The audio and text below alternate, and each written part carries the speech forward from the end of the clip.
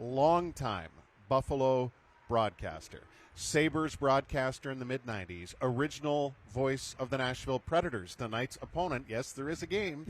Pete Weber is with us here. How are you, my friend? I'm doing great. Thank you very much, Great to see Jeffrey. you, Pete. And here's the thing. Yes, you have to have an opponent for these games. It really is necessary. But in the early years of the Predators, we were always the giveaway night. Really? Yes, always. We go to St. Louis. You have certain Pepsi bottles or cans. You can get in for a discounted price because the Predators are coming to town. So it's changed a little bit over the time. Oh, has it ever? Yeah. I tell Marty this all the time. Like, the one thing that I've loved about watching the evolution of the Predators franchise is since 05-06, like top 6 in the NHL in regular season winning percentage. They have just been so consistently good. The challengers are there. Yes, you're going through it this season, right? But you know what? It's been remarkable. You've been a part of it from the start, and you've also always had the incredible appreciation of every sport that you've been connected with. You are an encyclopedia of everything that has to do with an event. Right no, like statistically, storytelling-wise, historical context within the sport. And I think it's amazingly perfect that Nashville is the opponent tonight, that you're here because you respect Rob, you respect this organization, you love this city. What a treat it must be for you to be able to come back and be a part of this tonight. And especially when you consider a couple years ago, we were here for RJ night. Yeah. And that was very, very special also. I can't think of two people I think more highly of than those two individuals. And RJ, my Lord, those stories would probably fill up 15 books. Oh, wow. 15 for sure. But you have a special personal connection with Rob Ray. Yeah. Because the night that Razor scored his first NHL goal, you were busy doing something else. Yes, that was the day I was married to Claudia. October 21, 1989. So to answer the question, no, I was not in Pittsburgh for the game. Yeah. But it was that era where I watched the goal later on my VCR. Okay, yes. Where was the wedding? The wedding was at Rich's Renaissance, the R&D. Mm-hmm. Yeah. Yep. The On Niagara. There on Niagara, yeah. That's a good spot. Okay. We heard Lindy Ruff talk about Rob Ray. Yeah. And we talk about Razor's goal. By the way, tonight, the 50-50 is going to be a guaranteed jackpot of $32,000 for Razor, right? Told him he should have worn 99. Well, maybe. But you know what else? I can't believe I didn't look it up until today, really. But Razor finished with 3,207 penalty minutes in the regular season. Yes. 3,200 penalty minutes for the number 32. It's pretty fitting. Which penalty from Rob Ray do you like most? The slashing in 2001 or the fighting in 97? Or you've seen a lot of those. I have seen an awful lot of them. And I really think that of all of Razor's penalties, the one that was most painful was the night when he fought Tony Twist in St. Louis and broke his orbital bone in that one. But that's where they always tell you, immediately apply ice. Well, he was face down on the ice, so that was taken care of almost instantaneously. I wish he could hear this right now, just the way you're taking a shot at him. No, I'm not taking a shot. Tony Twist took the shot at him. Yeah, but he did that to many other guys. Yes, we saw the video of him knocking out Dennis Bonvie and then doing the out like a boxer thing. We showed a fight against Dennis Vial where those two went at it with Ottawa and Buffalo. And obviously Ty Domi, we've seen that before. You Ty Domi one night in Kitchener in a preseason game. He went right after him in the bench that night. And then there was the night Seymour and Nordy were inducted into the Sabres Hall of Fame at the Odd that last season. The puck had not yet hit the ice, and lined up for the opening faceoff was Rob Ray on one side, and the other side was sort of a large fellow from Indiana who played forward for the Montreal Canadiens, who you might recall him being in a bit of a thing with Marty McSorley years later. Oh, I'm blanking on who with the Montreal Canadiens? Donald Brashear. Oh, really? Oh, yes. Yeah, that was he was puck, a tough. I think the puck. Oh, the thing with Marty McSorley is the slash in the back of the head. Yeah. Yes. Oh boy, Donald Brashear was tough, and Razor never backed down from anybody. No. And then I wanted to ask Brad May. There was a great story from my friends in Los Angeles about a night at a game here when, Ted Nolan was coaching and The Sabres had all those guys that you looked up to from the bench. They were the boxer's robe in the locker room. You knew which ones were the tough guys. Yeah. Well, Brad May was accused of the L.A. Times of breaking one of the Kings forwards' fists with his face. Mayday's face is too strong, yes. too hard. Big head. Overwhelmed the King's fist. Well, I mean, you mentioned Bobby Bugner and Brad May and those guys. I think Bobby Bugner was a tough customer. Yes. But when he was behind Ray, May, there was even Barnaby. There was other guys there. Like, Bobby, I think, in his career was like 1-90 in fights. Like, he won one fight out of his career. But he was still a tough guy, but he had to fight tougher competition. Do you remember the night at the Odd with Philadelphia and Gar Snow? Yes. Mm-hmm. And Matt was playing possum, face down on the ice in the face-off circle. Never. Yeah, and Snow went over and jabbed at him, and Matthew sprung up, pulled off Snow's mask, and started pummeling his face. Yeah. Somehow Gar Snow got involved in a few fights. Were you calling the Nashville game just on the Western trip when they had 3 fights in Unfortunately, no. I've cut back on my traveling. Yeah. So I'm only doing 8 road games now this year. Yeah. But, 3 fights, almost boom. Yeah, because Marty and I were doing a Sabres game then, and we're looking at look what's going on in San Every Jose. second, there was a fight. After a goal, there was 3 in a row. Yeah. And then those 2 games, by the way. Oh, okay. What? Crazy games. Nashville crazy won both. games, like. How about down comebacks 5-1 in the second period and win 7-5? I know. That was nuts. Yeah. But then we the might have next been game, letting San Jose come back in the game. So I'm asking you right here, I know we're talking about Razor, but is this the type of game, and unfortunately the Sabres have scored first many times, have allowed teams to come back in games and win. Whoever scores first tonight doesn't really matter, right? No, Those it 2 doesn't. teams are...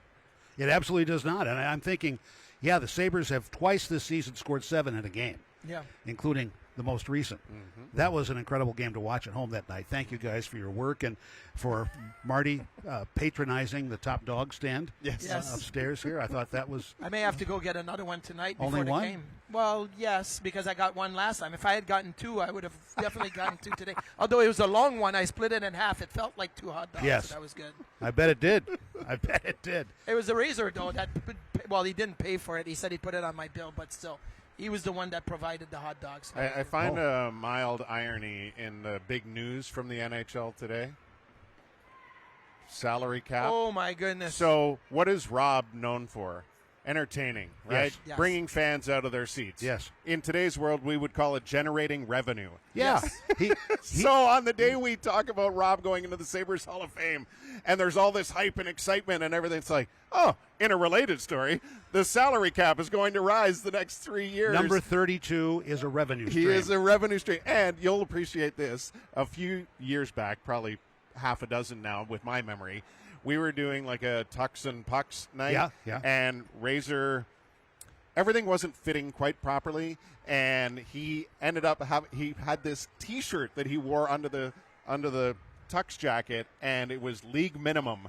And I was like, this is the best T-shirt because Rob always tells the story about at the end of every summer, Darcy Vergeer and Larry Carriere would say, there's really not much money left, because we've already done all our signings. So this is the offer. This is what's and left. Rob would just sign up and take it and take it and take it. And I just thought he's so playful that this was a perfect representation of how he kind of lived his NHL career. He's proud that he stayed in it for quote unquote league minimum. Yeah. And he loves to, Well, for years, there was the story, too, that he had an incentive clause for 7 goals in a season.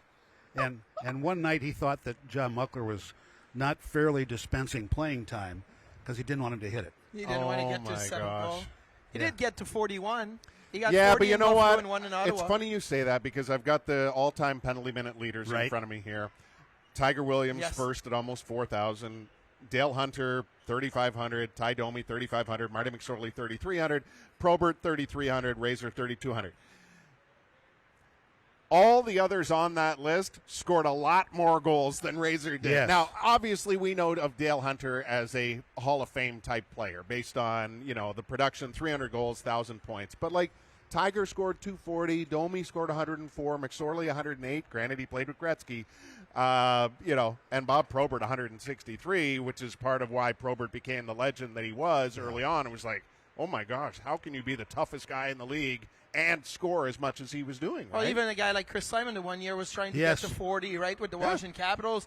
But that goes back to what Lindy Ruff said when we first started the segment, is Rob knew when and why and how, and that's what kept him in the league that long, because he wasn't going to go out there and get you a goal. And if he did, that was fine. But what Rob did enhanced and made everybody else around him better. Made him and braver. He played that long. Yeah, made him much more effective players by what he did, yes. Well, how much would you – okay, so you talked about the salary cap. So this year the salary cap is 88.5. Next year we'll go up to 95.5. In 2 years, 104. And in 3 years, this is going to be a lot, $113.5 million.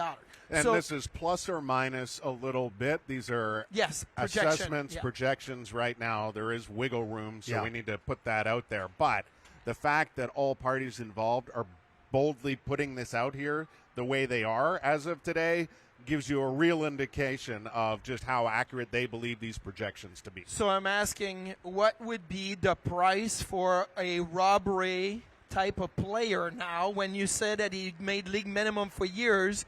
If you could have that guy, that impact, that protector, guardian, whatnot, that'd be a couple million. Like, it would be at least a couple million. Easily, yes. Yeah, easily. I mean, he would go to arbitration, just have to stand up in front of the arbitrator and say, "You see everybody out here? They all can play because of me." Because of me, yes. Yeah. So I think Razor did well, but I'm just saying, in today's game, you don't see that guy anymore. And if there's one that can do it, people would line up for a guy like him. Pete Weber is with us here as we're rolling on Sabres Live here, getting set for Razor's induction into the Sabres Hall of Fame tonight. Because you are, and always have been, a historian of the game, and you've been in Nashville for so long, which, as it has turned out, it ends up being one of the great success stories in NHL expansion history. I don't think that can be debated at all. And we're sitting here talking about revenues and salary cap. Like, how do you view the National Hockey League? How healthy is it? What do you see in the NHL's future? Like, I'm really curious to hear your thoughts on all this. I think it's extremely healthy, and I think part of that we've seen when Craig Leopold established the franchise. He had to put the $80 million up for the expansion fee. Not the $1 billion. In 98.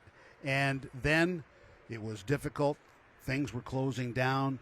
Revenue streams were not going that well for the Preds, and he had to put the club up for sale. We know the Jim Balsillie story that came out of all of that, where it looked like I was going to be moving back here so I could commute to Hamilton. But then the local ownership people came in, and now yesterday they announced that they're going to pay whatever it takes to get a WNBA team. That's right. To play in our building. And that, I think, is as good an indicator of how well things are going there right now. And then they're offering to build a practice facility specifically for the WNBA team.